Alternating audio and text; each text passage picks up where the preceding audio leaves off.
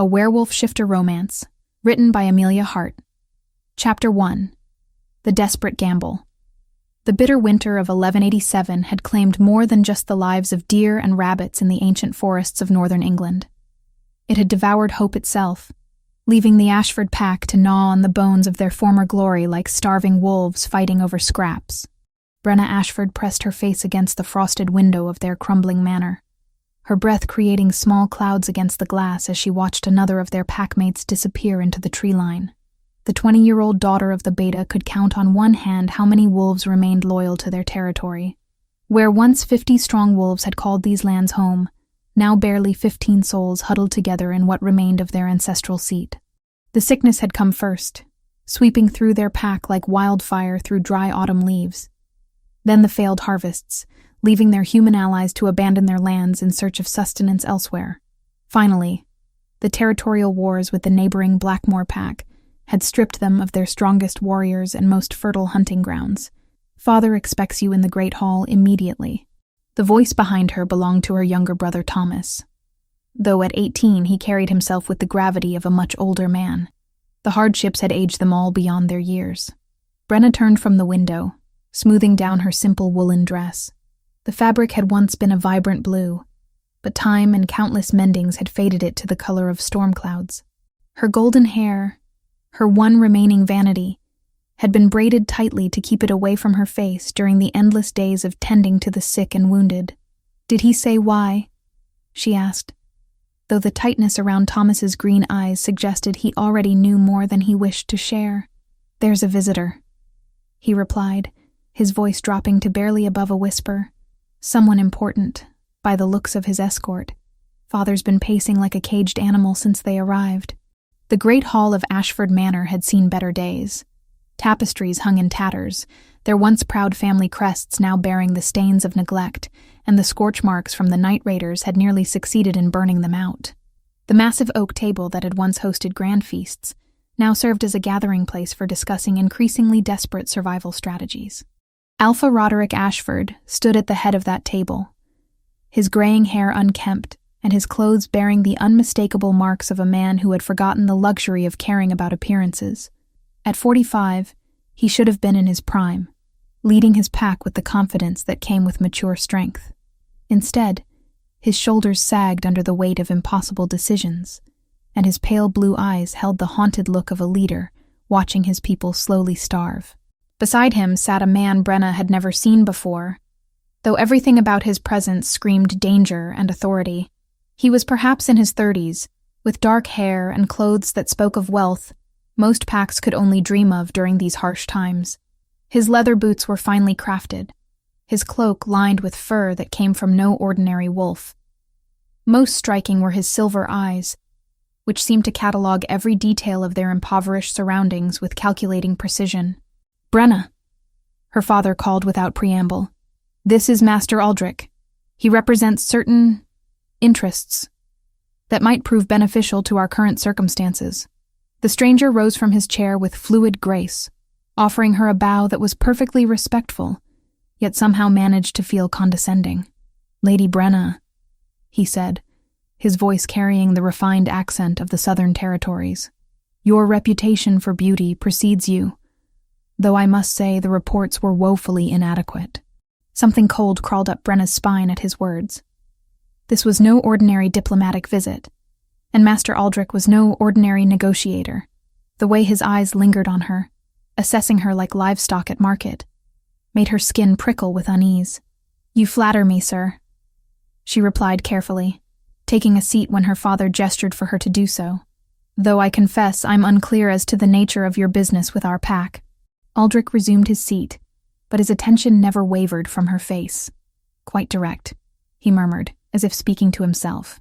"I appreciate that quality in a potential purchase." The word struck the room like a physical blow. Thomas, who had been standing near the doorway, took an involuntary step forward before their father's sharp gesture froze him in place. "Purchase?" Brenna repeated, the word tasting like ash on her tongue. "Perhaps I should explain the proposition more clearly," Aldrich continued, reaching into his leather satchel to withdraw a small but heavy-looking purse. The metallic clink that emerged when he placed it on the table suggested it contained far more gold than the Ashford pack had seen in months. My employer has need of a female companion, someone of good breeding and pleasing appearance to serve in his household. The compensation would be substantial enough to feed 15 wolves through the remainder of winter and well into spring. Roderick added quietly, though he couldn't quite meet his daughter's eyes as he spoke. Substantial enough to purchase seed for planting and livestock to rebuild our herds. Brenna felt the blood drain from her face as understanding crashed over her. You're proposing to sell me. I'm proposing to offer you an opportunity to save your pack, Aldrich corrected smoothly. You would be well cared for, I assure you. Fed properly, clothed appropriately, and given duties suited to a woman of your station. My employer is not a cruel man, merely one who values quality companionship and is willing to pay accordingly for it. And if I refuse? The question escaped her lips before she could consider whether she truly wanted to hear the answer. The silence that followed seemed to stretch for an eternity. Finally, her father spoke, his voice barely audible. Then we begin deciding which of our remaining packmates we can afford to lose first. Through the tall windows, Brenna could see the sun beginning its descent toward the horizon, painting the snow-covered landscape in shades of amber and rose. Somewhere in the forest beyond, the few surviving members of their pack were likely returning empty-handed from another fruitless hunt. Children would go to bed hungry again tonight, and the elderly would huddle closer to fires built from furniture they could ill afford to burn. How long do I have to consider this offer? She asked, surprising herself with how steady her voice remained. My employer is not known for his patience, Aldrich replied, though something in his expression suggested a trace of respect for her composure. I'm authorized to conclude our business before tomorrow's dawn. Then I'll give you my answer before dawn, Brenna said, rising from her chair with as much dignity as she could maintain. If you'll excuse me, I have matters to consider. She walked from the great hall with measured steps, refusing to run despite every instinct screaming at her to flee. Only when she reached the privacy of her small chambers did she allow herself to sink onto her narrow bed, her hands trembling as the full weight of the situation settled upon her. Outside her window, the first stars were beginning to appear in the darkening sky. By morning, one way or another, her life would be forever changed. The door creaked open without announcement, and Thomas slipped inside, his face pale with anguish. Brenna, you can't seriously be considering this. There has to be another way. What other way? She asked wearily. We've exhausted every option, Thomas. Our allies have abandoned us. Our territory has been stripped to nothing, and winter shows no signs of ending early. But to sell yourself like some common servant, his voice cracked with emotion. Brenna stood and moved to her window, gazing out at the forest that had been their home for generations. Somewhere in those shadows, their packmates were struggling to survive another night. Children who deserved better than starvation. Elders who had given their lives in service to the Ashford name. Warriors who had bled defending lands that could no longer sustain them. I am the daughter of a beta, she said quietly. I was raised to understand that sometimes leadership requires sacrifice. If my sacrifice can save 15 lives, then perhaps it's a fair trade. Thomas moved to stand beside her, his reflection ghost-like in the glass. And what if this Master Aldrich is lying? What if his employer is the kind of monster who... He couldn't finish the sentence, but they both knew the dangers that awaited unprotected females in the households of unknown masters. Then I'll face that danger knowing I tried to save our family, Brenna replied. And if I survive, perhaps I'll find a way to escape and return home. Brenna, the decision is made, Thomas. She turned to face her brother, seeing her own golden hair and blue eyes reflected in his familiar features. Go to father. Tell him I accept Master Aldrich's offer. But I have one condition. What condition? I want the gold delivered before I leave.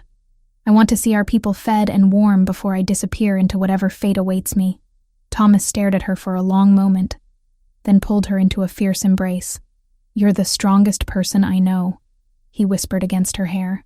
Then remember that strength when you tell stories about me, she whispered back. And make sure our pack knows that I chose this freely. I won't have my sacrifice turned into some tragic tale of a father selling his daughter. This was my decision, and I want that remembered. As her brother departed to deliver her answer, Brenna remained at her window, watching the moon rise over the forest that had shaped her entire life. Tomorrow would bring a new existence, one she couldn't begin to imagine. But tonight, she was still Brenna Ashford, daughter of wolves, defender of her pack, and that would have to be enough to carry her through whatever darkness lay ahead.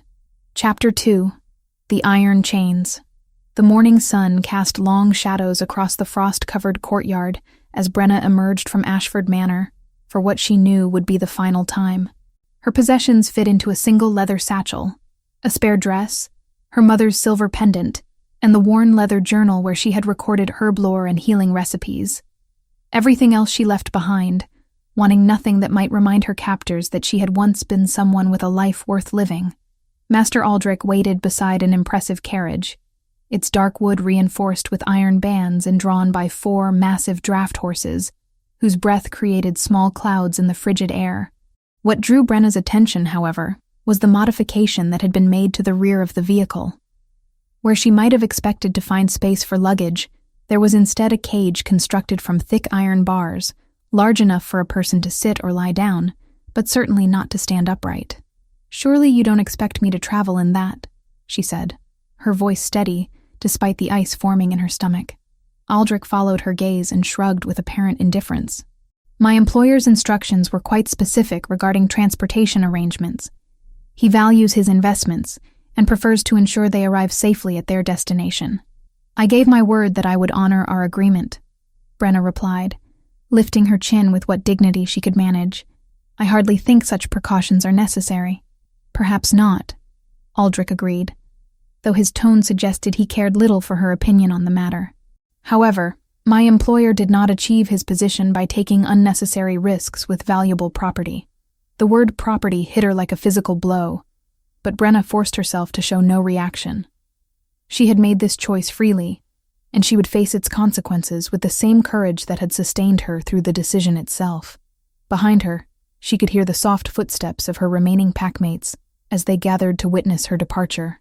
Thomas stood closest, his young face etched with barely controlled anguish, while her father maintained his position near the manor's entrance, unable to meet her eyes, yet unable to look away completely. "The gold?" Brenna asked quietly. Aldrich gestured to one of his men who approached carrying a heavy wooden chest. When opened, it revealed more coins than Brenna had seen in her entire life. Enough to purchase food, seed, livestock, and supplies that would carry her pack through the worst of their troubles and into a more hopeful future. "As promised," Aldrich said. "Your father will find the count accurate." Roderick stepped forward, his weathered hands trembling slightly as he accepted the chest. For a moment, father and daughter regarded each other across the space that separated them, and Brenna saw in his eyes all the apologies he couldn't voice, and all the love that made this sacrifice necessary. "Take care of them," she said simply, and he nodded once before turning away. The iron door of the cage swung open with a rusty squeal that seemed to echo off the surrounding forest. Brenna approached it with measured steps, determined not to show fear or hesitation before those who would remember this moment for the rest of their lives. The space inside was cramped, but not unbearably so. Someone had placed a thick fur blanket across the floor and provided a small water skin and packet of dried meat. The considerations were practical, rather than kind, but Brenna found herself oddly grateful for these small mercies. As the door clanged shut behind her and the heavy lock clicked into place, she settled herself as comfortably as possible on the fur blanket and turned her attention to the man who would be her companion for this journey into the unknown. Her first clear look at her purchaser came as something of a surprise. Master Aldrich had spoken of his employer with the kind of reverence typically reserved for nobility or powerful merchants, leading her to expect someone older and more obviously affluent. The man who swung himself onto his destrier with fluid grace appeared to be perhaps 28 years of age, with the kind of build that spoke of a lifetime spent training for warfare rather than counting coins in comfortable chambers. His hair was dark brown with threads of copper that caught the morning light, worn longer than fashion typically dictated and held back from his face by a simple leather cord. His clothing was well made but practical. Leather breeches, a wool tunic dyed deep forest green, and a cloak that bore no obvious marks of rank or family affiliation. Most striking were his eyes, which she caught glimpses of when he turned to speak with his men. They were the color of storm clouds, gray-silver with flecks of darker intensity that seemed to shift depending on his mood or the quality of light that touched them. What truly captured her attention, however, was the way he carried himself. There was an unconscious authority in his posture, a natural command presence that made even Aldrich defer to him without question. This was not a man accustomed to having his orders questioned or his decisions challenged, yet there was nothing of the pampered merchant about him. The sword at his side showed signs of regular use, and she could see the faint lines of old scars on his hands when he removed his riding gloves. The carriage lurched into motion with a grinding of wheels against frozen earth, and Brenna gripped the iron bars to steady herself as they began their journey along the rutted track that led away from everything she had ever known. For the first several miles, she focused her attention on memorizing the landscape, marking landmarks and trying to calculate distances in case she might someday have occasion to retrace this route. The practical part of her mind, the part that had been trained from childhood to think tactically about survival situations, cataloged every detail that might prove useful should an opportunity for escape present itself. It was only when they had traveled far enough that the familiar hills of her homeland had disappeared behind them that she allowed herself to truly study the man who now owned her. He rode easily, with the kind of natural seat that came from years in the saddle, maintaining a position roughly parallel to her cage but far enough ahead that conversation would be difficult if not impossible. Occasionally he would turn his head to scan the surrounding forest, or exchange brief words with one of his escorts, giving her glimpses of his profile and the alert intelligence in his expression. There was something unsettling about the way he had not once looked directly at her since departing Ashford Lands. It was not the studied indifference of someone trying to avoid acknowledging an uncomfortable situation, but rather the kind of deliberate avoidance that suggested he was fighting his own inclinations regarding her presence. When they stopped near midday to rest the horses and take a brief meal, Brenna expected him to approach her cage, perhaps to assess the condition of his purchase, or to issue instructions regarding their continued travel. Instead, he remained with his men, sharing bread and ale while discussing route options and weather conditions as if she did not exist. It was Aldrich who eventually approached her prison, unlocking the door just long enough to pass her a portion of bread, cheese, and dried meat, along with a fresh water skin. "How much farther do we travel today?" she asked as he prepared to secure the lock once more.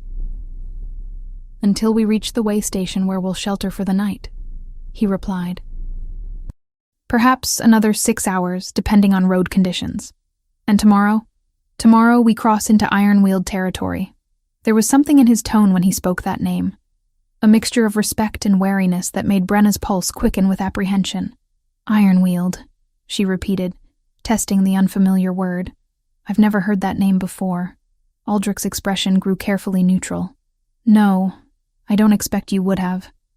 Your pack's troubles kept you rather isolated from broader political developments in recent years." Before she could ask him to elaborate, he had walked away, returning to the group of men who spoke in voices too low for her to overhear their conversation. The afternoon's travel took them through increasingly unfamiliar terrain. The gentle hills and mixed forests of her homeland gave way to deeper wilderness, with towering pines that blocked much of the sunlight and created an atmosphere of perpetual twilight, even during the brightest part of the day. It was during this portion of their journey that she first became aware of being watched. The sensation began as little more than a prickling between her shoulder blades, the kind of awareness that came from years of living in territory where predators roamed, and survival often depended on detecting threats before they struck. At first, she attributed it to natural caution in unfamiliar surroundings, but as the afternoon wore on, the feeling intensified rather than fading. She began to notice how the horse's ears would flick toward the tree line at irregular intervals, and how one of the escort riders had taken to riding with his hand resting casually on his sword hilt. Even more telling was the way her mysterious owner had altered his position, moving closer to her cage while maintaining his apparent focus on the road ahead. When the sensation of unseen eyes became so intense that she could no longer ignore it, Brenna shifted her position within the cage to get a better view of the surrounding forest. What she saw made her blood run cold. There, keeping pace with their party, but remaining just within the shadows of the tree line, moved shapes that were too large to be natural wolves and too coordinated to be random wildlife. As her eyes adjusted to the patterns of light and shadow, she began to make out individual forms. At least 6 massive wolves, each easily twice the size of any natural animal, their eyes reflecting the filtered sunlight with an otherworldly gleam. One of the escorts noticed her change in posture and followed her gaze toward the forest. His sharp intake of breath confirmed that she had not imagined the threat. "Sir," he called quietly to their leader. "We have company." For the first time since their departure, those storm-gray eyes turned directly toward Brenna's cage. The impact of his full attention was like being struck by lightning. Intense, overwhelming, and strangely thrilling despite the dangerous circumstances. "How many?" he asked, his voice carrying the kind of calm authority that suggested this was not his first encounter with such situations. 6 that I can see clearly, possibly more further back in the trees." He nodded once, then guided his horse closer to her cage, close enough that she could have reached through the bars to touch his stirrup if she had chosen to do so. "Have you ever seen their like before?" he asked her directly, and she was surprised by the genuine interest in his tone. "Never," she replied honestly. "These are not natural wolves. They're too large, too organized, and they're definitely tracking us specifically, rather than simply following out of curiosity." Something that might have been approval flickered across his features. "An astute observation. They are indeed tracking us, though their interest lies more in our destination than in our current location." "Should I be afraid?" He studied her for a long moment, those gray eyes seeming to catalog every detail of her expression and posture. "That depends entirely on what you fear more. The known dangers of wolves in the forest, or the unknown challenges that await you at journey's end." Before she could formulate a response to that cryptic statement, he had moved away again, though this time he maintained a position much closer to her cage, near enough that she could observe the play of muscles beneath his shirt as he adjusted his grip on the reins, and close enough to note the way his jaw tensed when one of the shadow wolves ventured closer to the road. As the sun began its descent toward the horizon, and their escorts lit torches to ward off the gathering darkness, Brenna found herself wondering which posed the greater threat to her future, the predators stalking them through the forest, or the enigmatic man who had purchased her freedom at the cost of her liberty. The answer, she suspected, would become clear soon enough. Chapter 3. Castle of Iron. The fortress of Ironweald rose from the mist-shrouded hills like something born from the nightmares of conquered enemies. Brenna had seen castles before, her own family's modest holdings, the neighboring strongholds of allied packs, even the impressive stone keeps that crowned the hills of their former territories. But nothing had prepared her for the sheer imposing magnitude of the structure that now loomed before them in the gray dawn light. Unlike the familiar Mott and Bailey design she knew, Ironweald followed the newer concentric model, with multiple rings of defensive walls rising one behind another, like the layers of some great stone flower. The outer walls stood 30 feet high, and were crowned with battlements from which archers could rain death down upon any attackers foolish enough to approach. Beyond them, the inner walls rose even higher, their surfaces scarred by decades of siege engines and weather, but standing firm as the day they were quarried from the living rock. At the heart of it all stood the Great Keep, a massive cylindrical tower that had to rise nearly 200 feet into the pewter sky. Its walls were so thick, they seemed to absorb the morning light rather than reflect it. And Brenna could see the dark openings of arrow slits scattered across its surface, like malevolent eyes watching her approach. The entire complex had been built to project a single, unmistakable message: challenge the power that dwelt here at your own peril. "Impressive, is it not?" Aldrich commented, though he barely spared the fortress a glance, as their party approached the massive gatehouse that controlled access to the outer bailey. Lord Magnus spared no expense in ensuring his seat would stand for centuries to come. Magnus, finally, a name to attach to her mysterious purchaser, though it did little to ease the growing knot of apprehension in her stomach. If anything, knowing that the man who owned her commanded resources sufficient to build and maintain such a fortress only made her situation feel more hopeless. The gatehouse itself was a marvel of military engineering, with portcullises at both ends and arrow slits positioned to allow defenders to turn the passage into a killing ground should enemies breach the outer gate.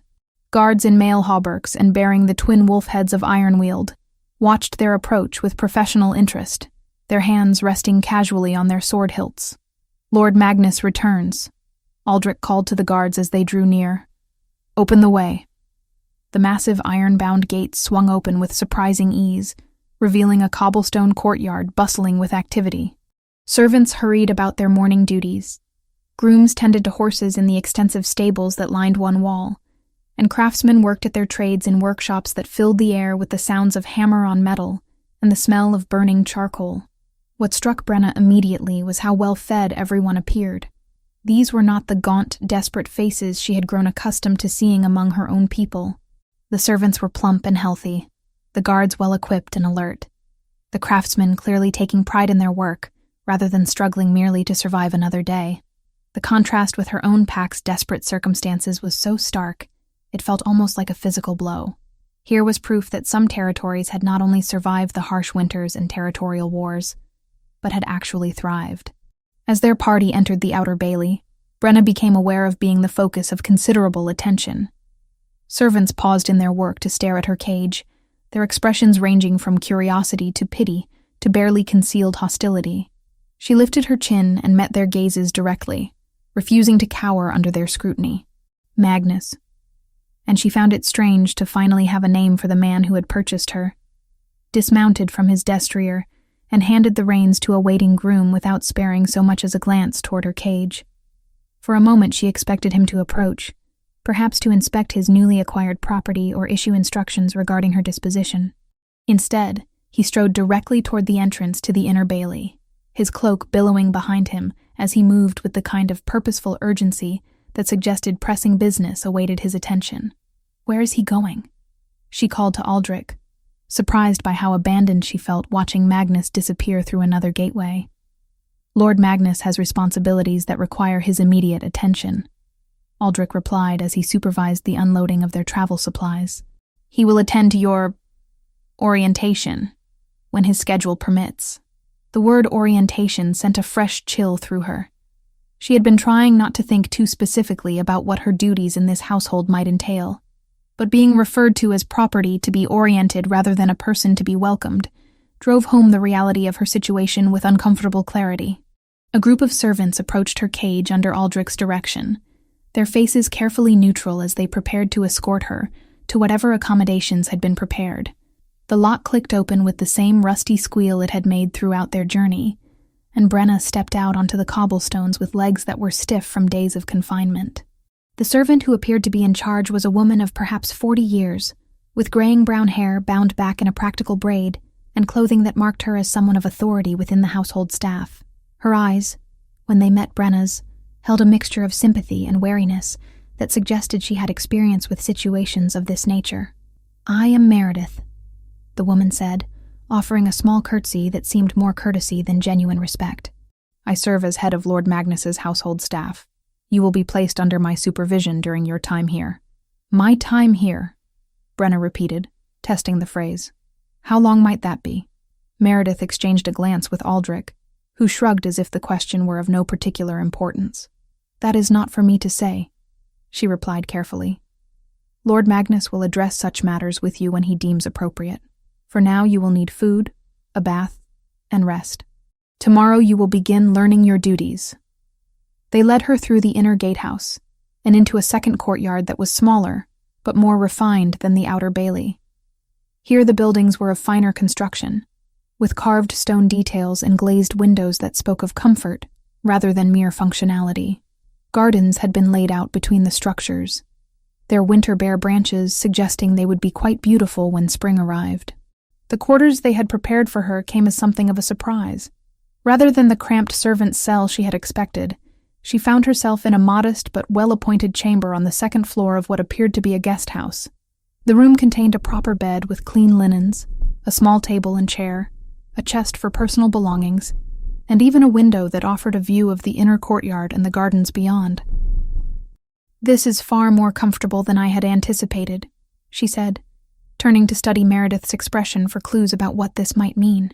"Lord Magnus believes that well-treated servants work more efficiently," Meredith replied, though there was something in her tone that suggested this was not the complete explanation. You will find clothing in the chest, and I will have hot water brought up for bathing. Meals are served in the common hall, though for your first few days you may prefer to eat in your chamber while you adjust to your circumstances. After Meredith departed, Brenna explored her new accommodations more thoroughly. The chest did indeed contain clothing.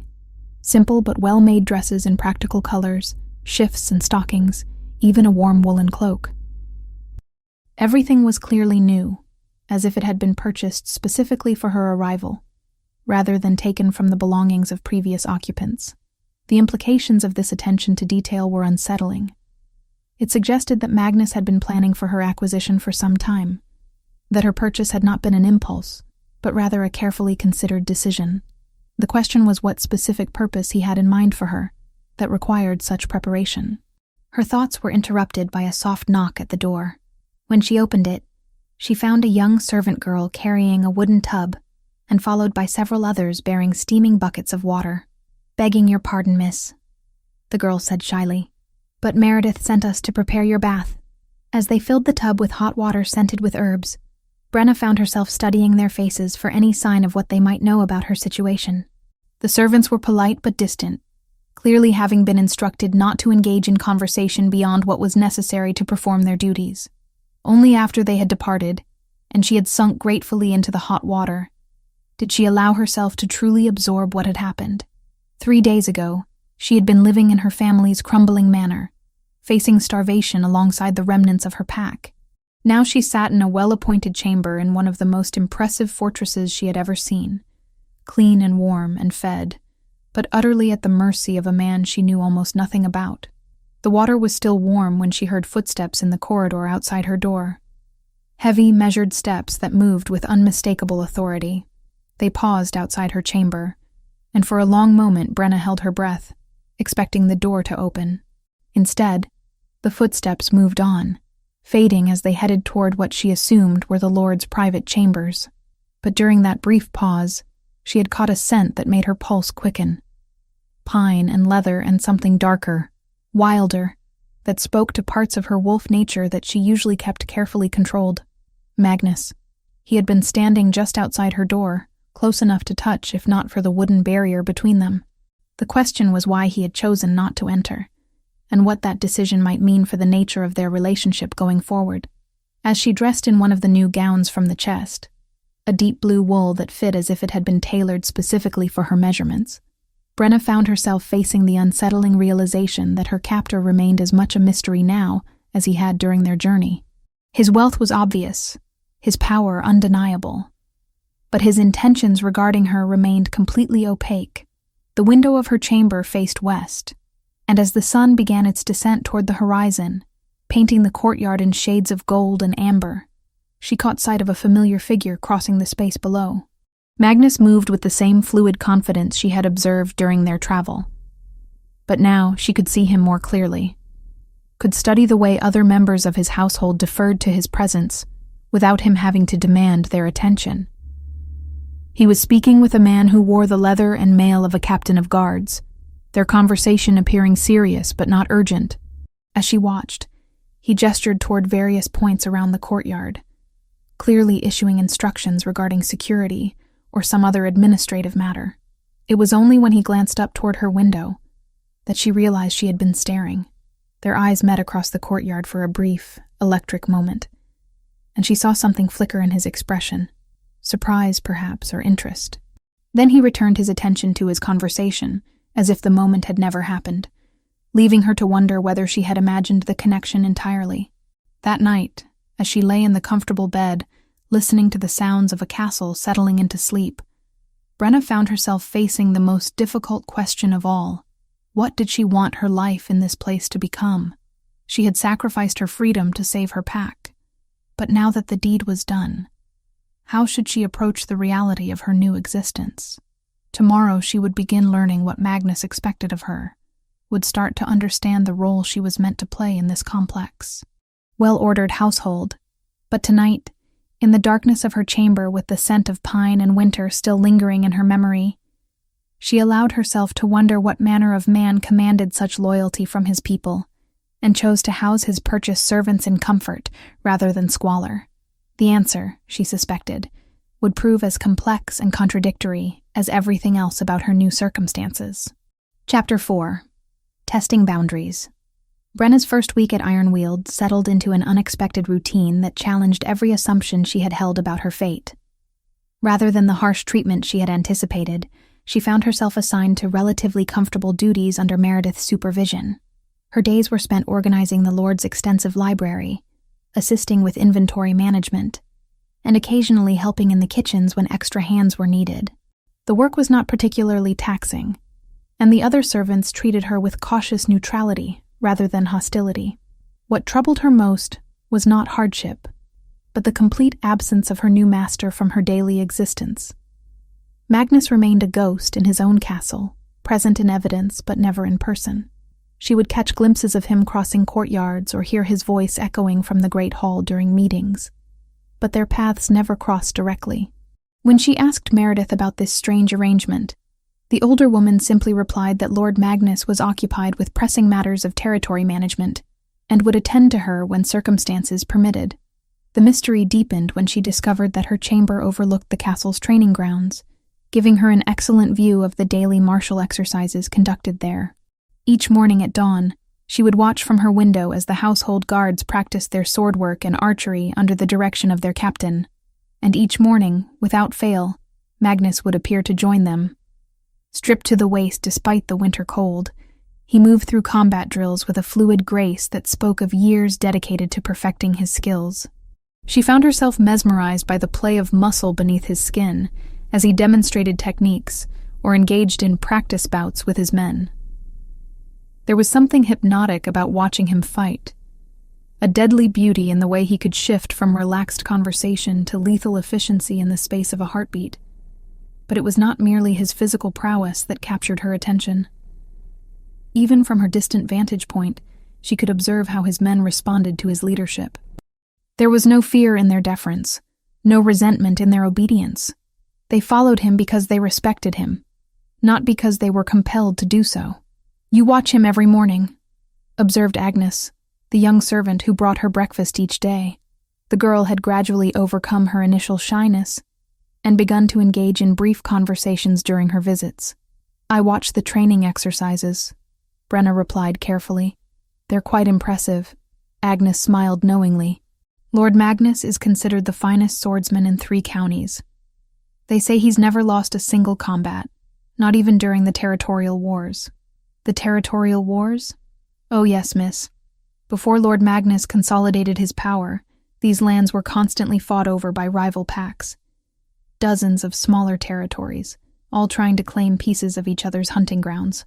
Lord Magnus ended all that by proving he was stronger than any of them." The information sent a chill through Brenna. If Magnus had been involved in territorial consolidation, there was a possibility he had played a role in her own pack's downfall. The timing would certainly fit, and it would explain why he had resources to spend on acquiring her, while her family faced starvation. "How long ago did these wars end?" she asked, trying to keep her voice casual. "Perhaps 5 years ago. Lord Magnus was quite young when he inherited his father's holdings, but he proved himself quickly enough." 5 years. That aligned perfectly with when the Ashford Pack's troubles had begun in earnest. The coincidence was too significant to ignore, yet she found herself reluctant to pursue the implications too directly.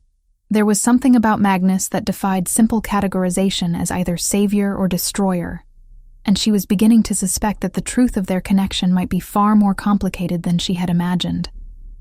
Her contemplation was interrupted by commotion in the courtyard below. A party of riders had arrived, their horses lathered with sweat and their clothing bearing the dust of hard travel. From their urgency, and the way the guards immediately escorted them toward the great hall, she could tell this was no routine visit. Within the hour, Agnes returned with news that proved her instincts correct. "Raiders have struck the eastern settlements," the girl reported breathlessly, "burned out 2 farming communities, and made off with their livestock. Lord Magnus is organizing pursuit." Brenna moved to her window and watched as the courtyard erupted into controlled chaos. Horses were saddled, weapons distributed, supplies loaded into packs. Through it all, Magnus moved with calm efficiency, issuing orders and receiving reports with the kind of steady authority that kept panic at bay.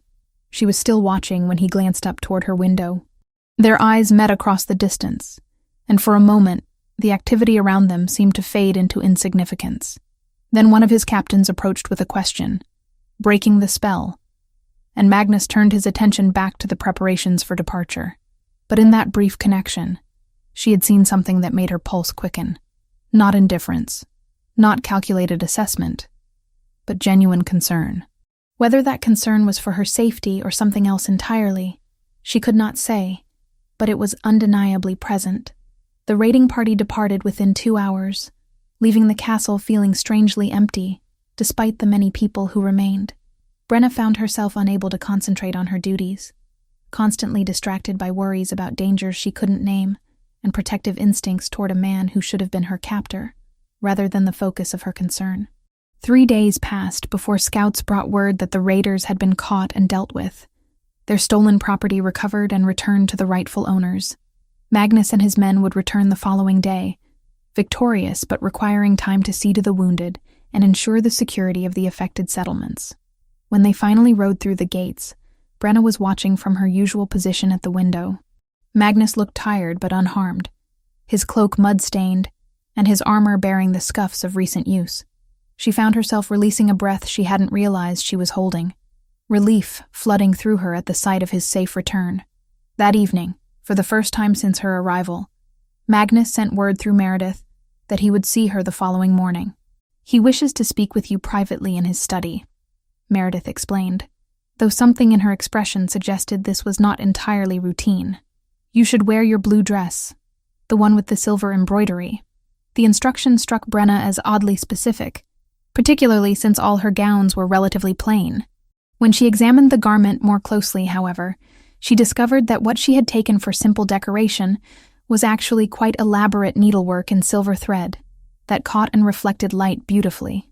Someone had gone to considerable expense to ensure she looked her best for this meeting, and the implications of that attention to detail were both flattering and concerning.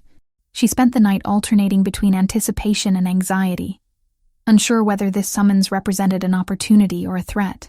By morning, her nerves were stretched taut as bowstrings, and she had to force herself to walk calmly to Magnus's study, rather than flee in the opposite direction. The chamber was exactly what she had expected. Masculine, functional, dominated by a massive oak desk, and lined with maps that detailed territories far beyond the borders of Ironweald. Magnus stood with his back to the door as she entered, studying one of those maps with intense concentration. "You wish to see me, my lord?" she said, proud that her voice remained steady. He turned, and she was struck again by the impact of his full attention. Up close, she could see details that had been invisible from her window. The small scar that ran along his left jawline, the unusual silver flecks in his gray eyes, the way his dark hair caught copper highlights in the firelight. "How have you been treated since your arrival?" he asked without preamble. "Very well," she replied honestly. "Better than I had expected." "And your duties? Are they acceptable to you?" The question surprised her. She had not anticipated being consulted about her preferences in any matter. "They are not burdensome, my lord. I am grateful for the consideration shown in my assignment." Something flickered in his expression. Approval, perhaps, or satisfaction. "Good. I wanted to ensure your transition to life here has been as comfortable as circumstances allow." They stood in silence for a moment, and Brenna found herself studying his face for clues about his intentions. There was something almost hesitant in his manner, as if he were unsure how to proceed, despite being the one who had initiated this meeting. "Is there something specific you require of me?" she finally asked. "Actually, yes." He moved to his desk and picked up a small leather-bound book. "I understand you have skills in herb lore and healing. Several of my men were injured during our recent mission, and our usual healer is attending to more serious cases. Would you be willing to assist with their care?" The request was so unexpected that it took her a moment to formulate a response. "Of course, my lord. I would be honored to help in whatever way I can." The smile that crossed his features transformed his entire face, making him appear years younger and far more approachable. "Thank you. It would mean a great deal to the men to know they have additional care available." As she moved to accept the herb manual from his hands, their fingers brushed briefly, The contact sent an electric shock up her arm that had nothing to do with static and everything to do with an attraction she was trying very hard to ignore. From the sharp intake of breath she heard, Magnus had felt it too. They stood frozen for a moment, hands still touching, eyes locked in a connection that seemed to bypass rational thought entirely. Then Magnus stepped back abruptly, putting distance between them with the same kind of strategic withdrawal she had observed in his sword work. "Meredith will show you to the infirmary," he said, his voice slightly rougher than it had been moments before. "The men will be grateful for your assistance." As Brenna departed with the herb book clutched against her chest, she found herself wondering whether she had imagined the tension that had crackled between them. But the way her skin still tingled where he had touched her suggested that some reactions were too honest to dismiss as fantasy. Perhaps her situation at Ironweald was even more complicated than she had realized. Chapter 5. Shadows of Truth. The infirmary work brought Brenna closer to the daily life of Ironweald than any other duty could have. As she tended injured guards and listened to their conversations, she began to piece together a clearer picture of Magnus and his rule. The men spoke of him with genuine respect, sharing stories of his fairness in settling disputes and his willingness to risk himself alongside them during dangerous missions. But it was a conversation between two recovering soldiers that finally provided the information she had been unconsciously dreading. "Remember the Ashford campaign?" muttered Willem, a grizzled sergeant nursing a shoulder injury. 5 years past now, wasn't it? His companion, a younger guard named Peter, nodded grimly. "Aye, that was a bloody mess. Lord Magnus tried everything to avoid open conflict, but old Roderick was too proud to accept terms." Brenna's hands stilled on the bandage she was preparing. The Ashford campaign. Her father had never spoken of any specific conflict that had marked their downfall, only vague references to territorial losses and failed negotiations. "Still think the Lord was too merciful," Willem continued. "Should have pressed his advantage instead of letting them retreat to that crumbling manor of theirs. Now look what's become of them, reduced to selling their own daughter like common slaves." The herb jar slipped from Brenna's numb fingers, shattering on the stone floor with a sound that made both men look up sharply. She stared at them in shock, pieces of her carefully constructed understanding crumbling like the broken pottery at her feet. Forgive me," she stammered, kneeling to gather the fragments. "How clumsy of me." But Willem's weathered face had gone pale with recognition. "Saints preserve us," he whispered. "You're her, aren't you? The Ashford girl?" Peter's eyes widened as understanding dawned. "The one Lord Magnus purchased." "Don't speak of it," Brenna said quickly, desperate to prevent the conversation from going further. "Please, I beg you." "But child," Willem said gently, his earlier gruffness replaced by something approaching compassion. "Do you not understand? Lord Magnus wasn't your enemy in those wars. He was trying to save your pack from themselves." The words hit her like physical blows. "What do you mean?" Willem exchanged a meaningful glance with Peter before continuing. "Your father had made alliances with raiders, child. Desperate men who cared nothing for pack law or territorial agreements. Lord Magnus spent months attempting to negotiate a peaceful solution, offering aid for your people in exchange for severing those dangerous connections. That's not possible," Brenna whispered. Though even as she spoke the words, memory began to stir. There had been strangers at their manor in those final years, hard-faced men who spoke in whispers with her father and left her mother looking worried and afraid. Lord Magnus even offered to provide winter supplies, Peter added quietly. "Food, medicine, protection in exchange for your pack's cooperation in maintaining border security. Your father refused every offer." The room seemed to spin around Brenna as implications cascaded through her mind. If what they said was true, then Magnus had not been the destroyer of her pack, but rather the man who had tried to prevent their destruction. Her father's pride had doomed them all, and she had spent 5 years hating the wrong person entirely. "The final battle," she managed to ask. "What really happened?" Willem's expression grew somber. "The raiders your father had allied with turned on the Ashford pack when they realized there was no profit to be made from continued association. Lord Magnus arrived with his forces to find them already fleeing. Your father's people scattered and many dead. We spent 3 days helping bury the fallen and treating the injured. But why didn't Lord Magnus tell me this himself?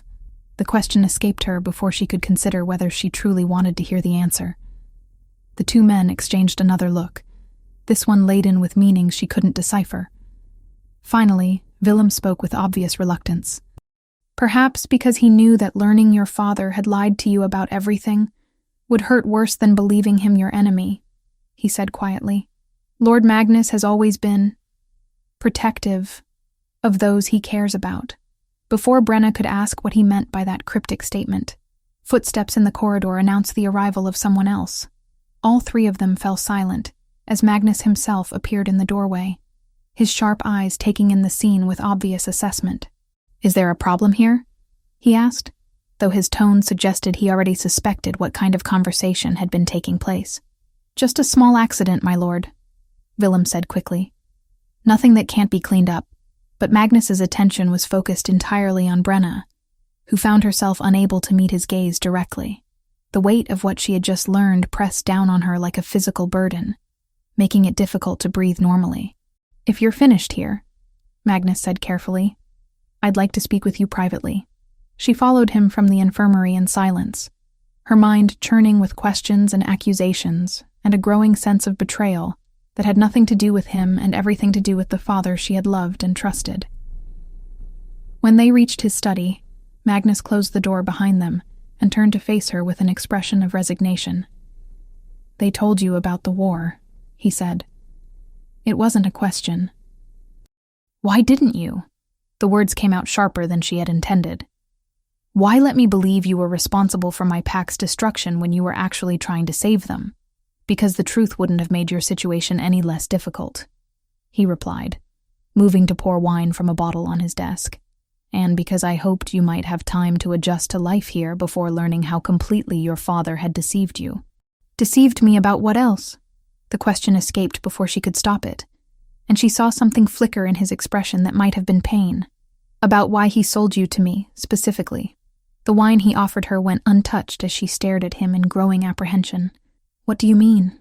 Magnus set down his own cup without drinking and moved to stand before the fireplace, his back to her as if he couldn't bear to watch her reaction to what he was about to say. 5 years ago, when I was attempting to negotiate with your father, I saw you, he said quietly. You were working in your family's garden, completely unaware of the political maneuvering happening around you. You were 16, laughing at something your brother had said. And you were the most beautiful thing I had ever seen in my life. Brenna's knees threatened to give out as understanding began to dawn. Magnus, I made the mistake of asking about you. Not with any improper intentions, he added quickly, but because I was curious about the girl who seemed so untouched by the darkness surrounding her family's situation. Your father noticed my interest, and used it against you, she finished, the pieces falling into place with horrible clarity. When Aldrich approached him with an offer to purchase a female companion, your father knew exactly who I had in mind. He could have sent any of the young women from your pack, but he chose you specifically because he knew I would pay whatever price he demanded. The betrayal cut deeper than any physical injury could have. Not only had her father sold her, but he had done so to a man whose only crime had been showing kindness to their family and a moment's interest in their daughter. You could have told me all this that first day, she said, surprised by how steady her voice remained despite the turmoil in her chest. And have you hate your father instead of me? At least I deserved your anger. She studied his profile in the firelight, seeing for the first time the man beneath the carefully maintained authority. Why do you think you deserved it? Because I could have walked away, he replied, finally turning to meet her eyes. When I realized what your father was doing, I could have refused the arrangement and found some other way to help your pack. Instead, I told myself I was rescuing you from a desperate situation, while knowing full well I was taking advantage of your family's desperation to acquire something I wanted for myself. The honesty in his voice, the genuine self-recrimination, did something to the anger that had been building inside her. Instead of the rage she expected to feel at being manipulated by yet another person in her life, she found herself feeling something dangerously close to sympathy. And now? She asked quietly. Now I find myself in the impossible position of caring for someone who has every reason to despise me, he replied, his voice rough with emotion. Someone who should run from me as fast as her legs can carry her, if she had any sense at all. The admission hung between them like a bridge neither was certain they should cross. Brenna found herself taking a step toward him before conscious thought could intervene. "Perhaps I don't have any sense," she whispered. The look that crossed his features was equal parts hope and despair. "Brenna, you don't understand what you're saying. Then explain it to me." For a moment she thought he might reach for her, might close the distance between them and damn the consequences.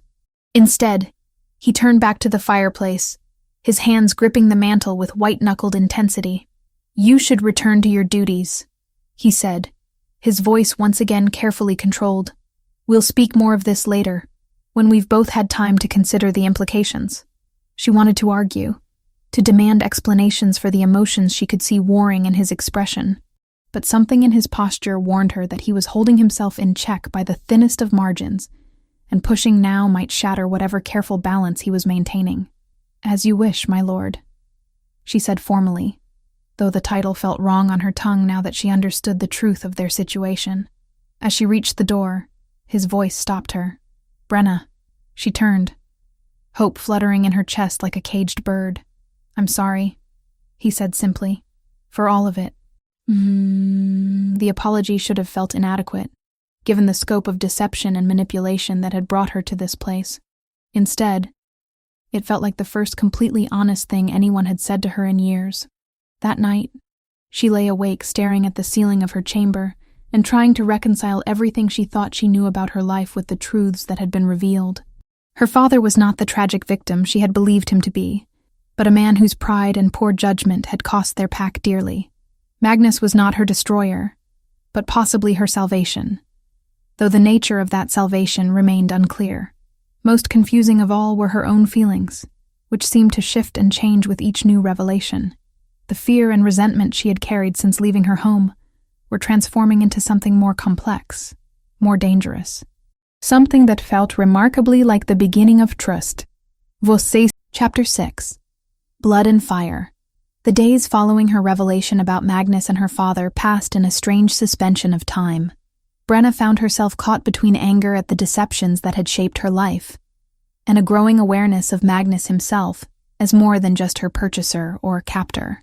Their interactions remained carefully polite, but charged with unspoken tension that neither seemed willing to address directly. That fragile equilibrium shattered with the arrival of dawn raiders 3 weeks later. Brenna woke to the sound of horns blaring from the watchtowers, their urgent notes cutting through the pre-dawn darkness like knives. The castle erupted into controlled chaos as guards rushed to their positions, and servants hurried to secure the most valuable supplies in the inner chambers. From her window, she could see torches moving along the outer walls and hear the sharp commands of officers organizing the defense. In the courtyard below, grooms were leading horses to safety, while armored figures took their positions at key defensive points. "Miss, you must come away from the window." Agnes burst into her chamber without knocking, her face pale with fear. "Meredith says all household staff are to gather in the great hall until the danger passes." "Who's attacking us?" Brenna asked, even as she moved to obey. "Raiders from the northern territories. They've been harassing our border settlements for weeks, and now they've come for the castle itself." But as the morning wore on and the sounds of fighting grew closer, Brenna found herself unable to remain passive. Something stirred within her chest, a restlessness that had nothing to do with concern for the wounded, and everything to do with an inexplicable urge to join the battle herself. "I should be in the infirmary," she told Meredith during a brief lull. "If there are casualties, they'll need someone with healing skills." Against her better judgment, Meredith allowed her to go. The infirmary was already receiving its first casualties when Brenna arrived. She threw herself into the work with grim determination, but the restlessness in her chest only grew stronger with each injured man she treated. It was when she looked out the infirmary window that her world tilted on its axis. At the head of the raiding party was a figure she recognized, tall, graying, wearing battered armor and bearing the scarred features of desperation. Her father. Roderick Ashford was leading an attack against the very man who had tried to help their pack. The sight of him sent something wild and fierce surging through her veins. Heat bloomed in her chest, spreading outward until her skin felt like it was burning from within. Her vision sharpened with impossible clarity, and she could suddenly hear heartbeats, smell fear and blood and rage from impossible distances. "Miss, you need to get away from here," the injured guard she'd been tending said urgently. "If he's leading raiders against us, he's here for me," she finished. But her voice sounded different, deeper, more commanding than it had ever been before. The sound of splintering wood announced that the raiders had broken through to the inner bailey. Without conscious thought, Brenna abandoned her healing supplies and moved toward the fighting. But with each step, the strange heat in her chest intensified, and she felt her body beginning to change in ways she had never experienced. Her fingernails lengthened into claws. Her teeth sharpened to points. Her muscles expanded beneath her skin, granting her strength she had never possessed. Most startling of all, her senses exploded with overwhelming intensity. She could smell every person in the castle, hear their individual heartbeats, feel the vibrations of their movements through the stone floor. The scene in the inner courtyard was chaos, but Brenna moved through it with predatory grace that surprised her. Magnus had appeared from somewhere, his sword already bloodied as he cut through raiders with lethal efficiency. But Roderick had not come unprepared, and his men were slowly pushing toward the great hall where the servants waited in terror. She positioned herself behind a stone pillar, watching in fascination as her father and Magnus finally faced each other directly, their swords meeting in showers of sparks. "Give me back my daughter," Roderick shouted over the din of battle. "She chose to come here to save your dying pack," Magnus replied, parrying a vicious thrust. "I offered her protection, not imprisonment." "Protection?" Roderick's laugh was bitter and wild. "You destroyed everything we were." The injustice of his words sent rage flooding through Brenna's transformed body. The heat in her chest exploded outward, and she felt her bones begin to shift and elongate. The change was happening whether she willed it or not. Her spine curved as her body prepared for a transformation she had never experienced but somehow understood instinctively. Her clothing strained against expanding muscles. Her jaw ached as her teeth grew longer and sharper. Most remarkably, she felt no pain, only a sense of coming into her true self for the first time. It was then that she saw the other raider moving to flank Magnus from behind, his blade raised for a killing stroke. The sight of imminent danger to the man she was beginning to love triggered something primal and unstoppable. A sound erupted from her throat that was neither human scream nor wolf howl, but something far more terrifying, the hunting cry of an alpha claiming her territory. The sound rang across the courtyard with such force that every fighter, friend, and foe alike froze in place. Magnus spun at the sound, his eyes widening as he saw her emerging from behind the pillar. She was no longer entirely human. Her form stretched between woman and wolf, claws extended, teeth bared, eyes blazing with otherworldly power. She moved with inhuman speed toward the raider who had threatened Magnus, her partially transformed body flowing like liquid death. The raider's sword never had a chance to complete its arc.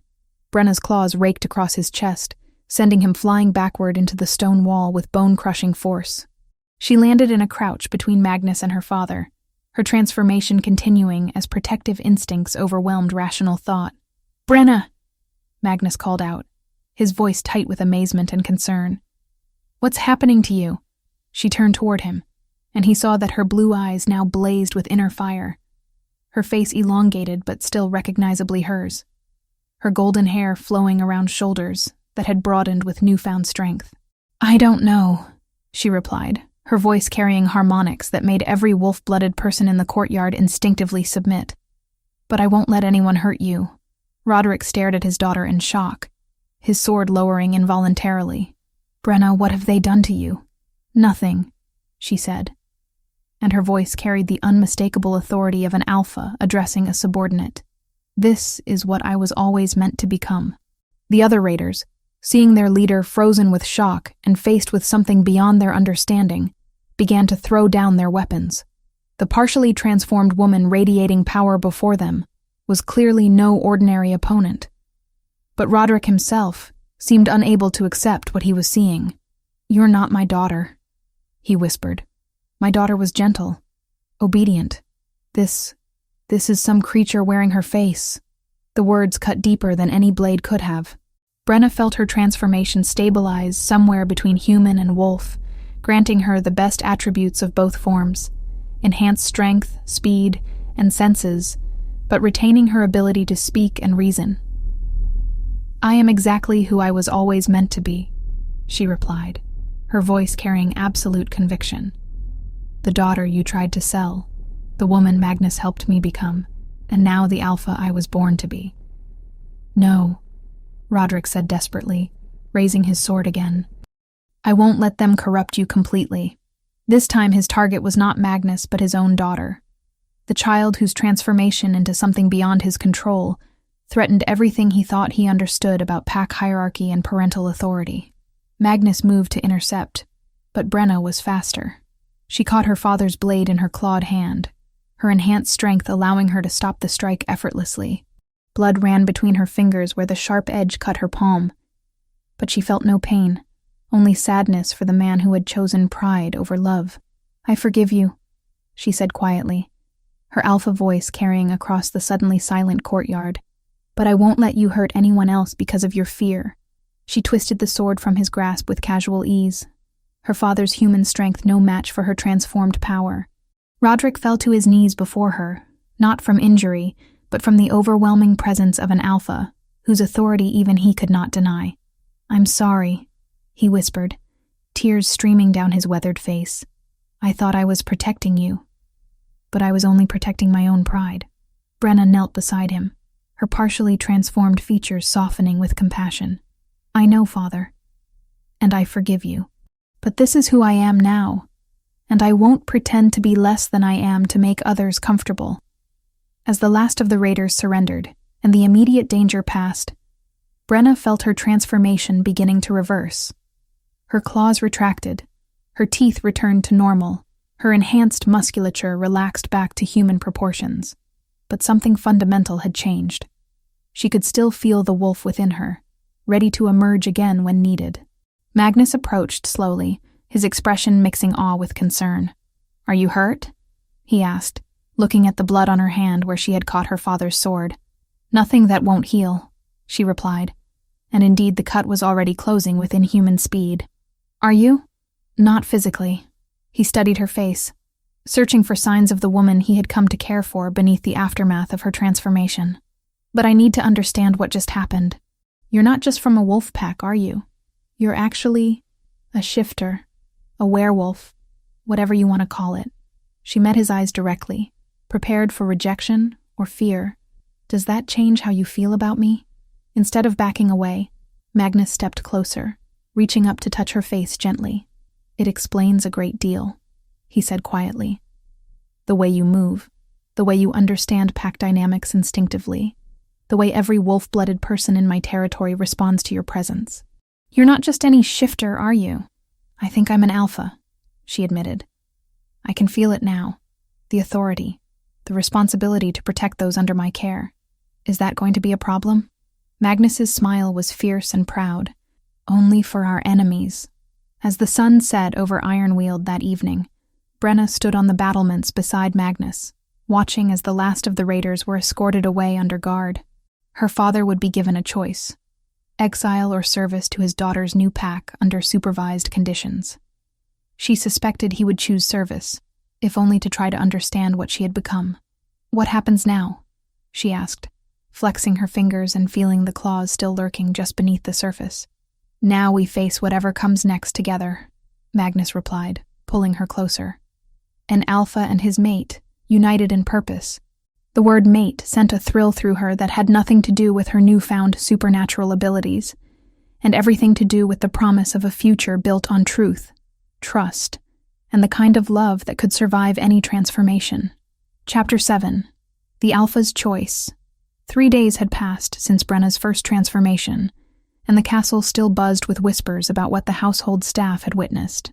She stood before the mirror in her chamber, studying her reflection for signs of the change she had undergone. Outwardly, she appeared the same: golden hair, blue eyes, athletic build, but she could feel the wolf presence just beneath her skin, ready to emerge at will.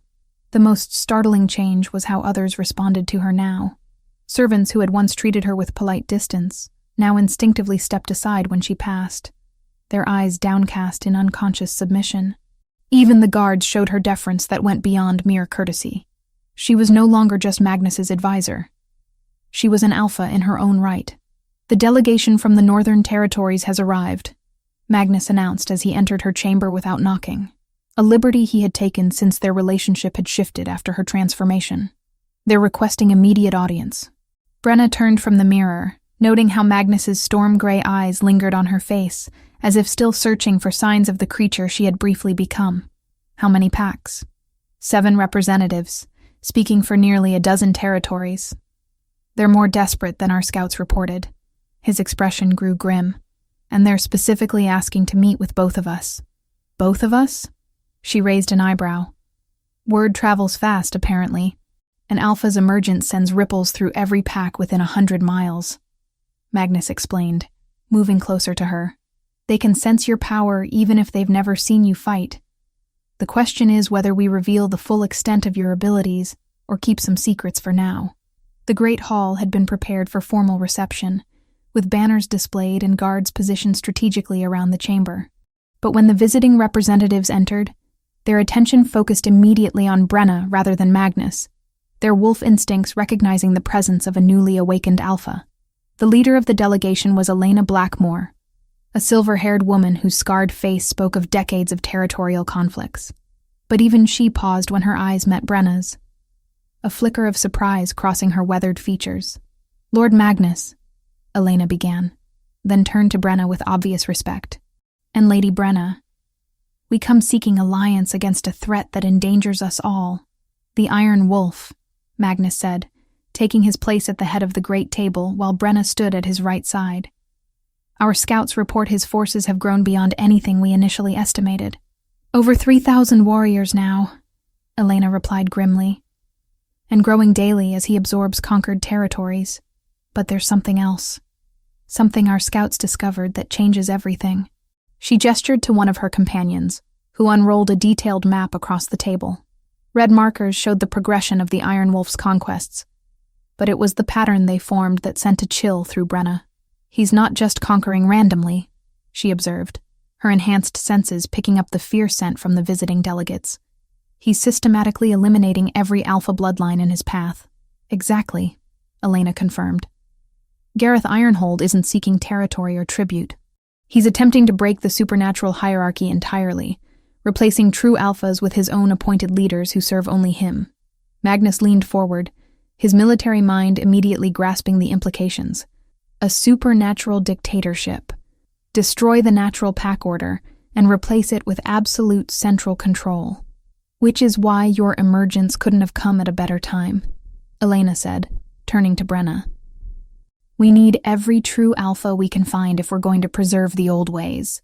The weight of expectation in the room was palpable. Brenna could feel the hopes and fears of the assembled representatives, their desperate need for leadership in the face of an unprecedented threat. The wolf within her responded to their submission, but the woman she remained recognized the enormous responsibility being placed on her shoulders. "What exactly are you proposing?" she asked, her voice carrying the natural authority that had emerged with her transformation. "A war council of alphas," Elena replied. "Combined forces under unified command, but with each alpha maintaining authority over their own people. You and Lord Magnus would share overall leadership, given Ironwield's strategic position and resources." "And if we refuse?" Magnus inquired.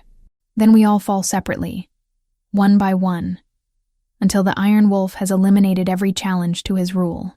The silence that followed stretched uncomfortably as Magnus and Brenna exchanged glances. The political calculation was complex. Accepting leadership of such an alliance would make them primary targets, but refusing would almost certainly doom all the represented territories. "We need time to consider this proposal," Magnus said finally. "Guest quarters will be prepared for your delegation while we review the intelligence you've provided." After the representatives were escorted away, Brenna found herself alone with Magnus in his study, maps and reports spread across every available surface. The magnitude of the decision before them seemed to press down on the chamber like a physical weight. 3,000 warriors, Magnus mused, studying the movement patterns marked on their territorial maps. "Even with all the proposed allies, we'd be facing nearly 3-to-1 odds," Unless we can convince more packs to join us, Brenna replied, but her attention was focused on something else entirely. Magnus, there's something I need to tell you about what happened during my transformation. He looked up from the maps, his gray eyes focusing entirely on her. What kind of something? I could sense every wolf-blooded person in the castle, their locations, their emotional states, their individual scents and heartbeats. She moved closer to him, drawn by an instinct she was only beginning to understand. But more than that, I could feel their pack bonds, their loyalties, their fears. That's unusual, even for an alpha. It gets stranger. She reached out to touch his face, marveling at the way he leaned into her caress despite everything that should have made him wary. I can sense something between us, Magnus. Something that goes deeper than attraction or political alliance. His breath caught as understanding dawned. The mate bond. Is that what this is? The words came out as barely a whisper. This feeling that I'd follow you into any battle, face any danger, as long as we were together? Instead of answering with words, Magnus pulled her closer, his lips finding hers in a kiss that confirmed everything she had suspected. The moment their mouths met, she felt the bond snap into place with almost audible finality. A connection that went beyond the physical, beyond the emotional, into something that touched the very essence of what they were. When they broke apart, both were breathing heavily, and Brenna could see her own wonder reflected in Magnus's storm-gray eyes. Fated mates, he said quietly. I've heard of it, but never believed I'd experience it myself. Now, what does it mean for us? For this alliance we're being asked to lead, it means we're stronger together than apart, he replied, his hands framing her face with infinite tenderness. It means that whatever we decide about this war, we decide as equals, as partners in every sense, even if I'm still learning what it means to be an alpha, especially then. You have instincts I lack, perspectives that come from experiencing both desperation and hope. The wolves out there don't just need military leadership, they need someone who understands what they're fighting to protect. Outside the study windows, the sun was setting over territory that might soon become a battlefield. But in the warm circle of Magnus's arms, with the mate bond humming between them like a living thing, Brenna finally understood what she was truly fighting for. We accept their proposal, she said, her voice carrying the confidence of an alpha who had found her place in the world. We lead this alliance. We face the Iron Wolf together, and we show him that true pack bonds are stronger than any dictatorship he can build. Magnus's smile was fierce and proud. Together, then. Against whatever comes. Together. She agreed, sealing the promise with another kiss that tasted of destiny, and the kind of love that could inspire armies. The War Council would convene at dawn, representatives from a dozen territories gathering to plan their resistance against the Iron Wolf's advance. But tonight, in the privacy of Magnus's study with maps of threatened lands spread around them, two newly bonded mates allowed themselves to believe that love and loyalty might prove stronger than tyranny and fear.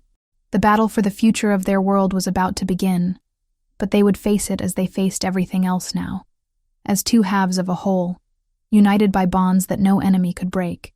The Iron Wolf was coming, but he would discover that true alphas, especially mated pairs, were far more dangerous than he had ever imagined. Chapter 8. The Crown of Iron. 6 months had passed since the great battle that shattered the Iron Wolf's dark ambitions, and the lands under Ironwield's protection flourished like never before. Autumn painted the forests in brilliant golds and crimsons, while the crisp air carried the scent of pine and hearth smoke from the many settlements now thriving under the Alliance's care. From the highest battlements of Ironweald, Brenna stood watching the realm she and Magnus now ruled together. Her golden hair flowed freely in the gentle breeze, no longer confined by the tight braids of her desperate youth. Her blue eyes sparkled with hope and maternal warmth as her elegant blue gown embraced her rounded belly. The promise of new life growing within her. Magnus stood behind her, his tall, broad frame a comforting presence. His shoulder-length dark hair with copper highlights caught the late afternoon light, while his storm-gray eyes surveyed the courtyard below, where banners from a dozen allied packs flew proudly alongside Ironwield's colors. His strong jaw showed the confidence of a leader who had united fractured territories into something stronger than any had dared dream. "The monthly reports show grain stores at their highest levels in decades," he said, his voice carrying both satisfaction and continued vigilance. "The Blackmore territories are reporting their first surplus harvest since the territorial wars began." "And the supernatural aspects?" Brenna asked, her hand resting protectively on her belly. Since her transformation into a full alpha, she could sense the wolf nature of every person within miles, feeling their emotional states like threads in a vast tapestry. 3 new alphas have emerged among our allies, all young wolves who found their power during the final battle against the Iron Wolf. Elena reports that pack bonds are stronger than they've been in generations. Brenna smiled at this news. The defeat of the Iron Wolf had done more than eliminate a military threat. It had restored the natural, supernatural order that his tyranny had tried to destroy. Wolves who had been forced to suppress their true natures under his rule were now free to embrace their heritage. The Great Hall that evening hosted representatives from every allied territory, their faces glowing with prosperity and hope. Where once desperate pack leaders had gathered to discuss mere survival, now they planned trade agreements, cultural exchanges, and coordinated expansion into territories abandoned during the Chaos Years. Agnes, now Brenna's personal maid and trusted friend, approached with a knowing smile. "My lady, Captain Willem wishes to report on the southern border patrols." Brenna nodded, noting how naturally the household staff now treated her as their lady rather than purchased property. The transformation in her status had been complete and unquestioned once her alpha nature revealed itself. "The Southern Watchers report increased activity," Willem informed them when he arrived. "Not hostile, but curious. Word of our alliance's success has spread, and several distant packs are sending envoys to request inclusion." Magnus exchanged a meaningful glance with Brenna. Their success had indeed attracted attention, not all of it welcome. Reports suggested that some of the more distant territories were beginning to view the Northern Alliance as either a valuable partner or a potential threat to be eliminated before it grew too powerful. "Double the Southern patrols," Brenna decided, her alpha instincts guiding the tactical decision. "But make it clear we're defensive, not aggressive. Any envoys seeking genuine alliance should be welcomed with appropriate ceremony." Later that night, in the privacy of their shared chambers, Magnus helped Brenna settle into bed, his hands gentle on her expanding form. The child within her was active in the evenings, and they often spent these quiet hours feeling the movements and discussing their hopes for their heir. "Sometimes I can barely believe how much has changed," Brenna murmured, her fingers entwined with his. "A year ago I was selling myself to save a dying pack. Now I'm carrying the child of the most powerful alpha in the Northern Territories and helping to govern an alliance that spans hundreds of miles." "You were always meant for this," Magnus replied, his voice filled with absolute conviction. "Your father's desperation brought you to me, but your own strength and wisdom built everything we have now. The other alphas don't follow you because you're my mate. They follow you because you've earned their respect through your own actions." The truth of his words warmed her more than any fire could have. When she had first manifested her alpha abilities during the battle with her father, she had feared that her power was simply a reaction to extreme circumstances. But in the months since, she had grown into the role naturally, finding that leadership came to her as instinctively as breathing. "What do you think our child will inherit?" she asked, placing both their hands on the active movement beneath her dress. "Your tactical mind? My diplomatic instincts? Something entirely new? Whatever they inherit, they'll be raised knowing that strength comes from protecting others, not dominating them," Magnus replied. "They'll understand that true power lies in building something that outlasts any individual ruler." The next morning brought news that would test that philosophy sooner than expected. Scout reports indicated that a massive force was approaching from the Eastern Territories. Not raiders or invaders, but a formal diplomatic procession representing what appeared to be a confederation of packs, even larger than their own Northern Alliance. 300 riders, Captain Willem reported, his weathered face showing concern. "Flying banners I don't recognize, but moving in perfect formation. This isn't a war party, but it's certainly a demonstration of strength." Brenna felt her alpha senses extending automatically, trying to gauge the emotional tenor of the approaching force. Even at this distance, she could detect something that felt like evaluation. These visitors were coming to measure the Northern Alliance's strength and determine whether it represented opportunity or threat. Full formal reception, Magnus decided. Every allied representative we can summon on short notice, our finest ceremonial gear, and a clear demonstration that we're confident in our position without being provocative. And if they're here to demand submission to some larger authority?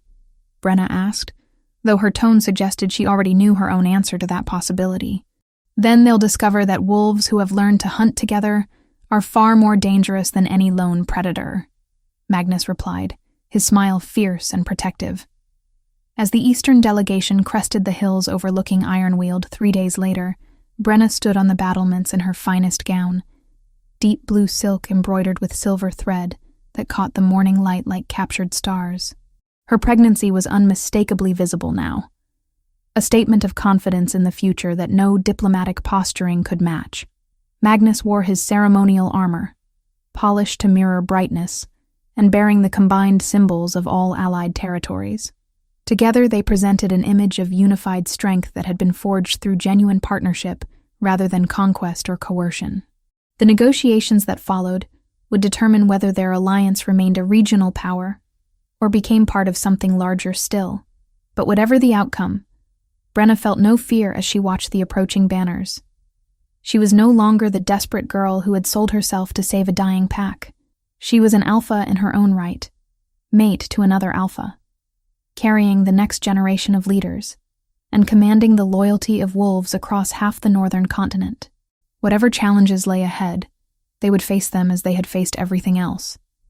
Together, as equals, as partners who had chosen each other despite every obstacle fate had placed between them. The crown of iron was not a symbol of dominion, but of service, a promise to protect and nurture the peace they had fought so hard to achieve. As autumn faded toward winter and new alliances beckoned on the horizon, Brenna rested her hands on her growing child and smiled. Their story was far from over, but this chapter had ended exactly as it should, with hope, love, and the unshakable foundation of a pack, bound by choice rather than fear. The future stretched before them, bright with possibility,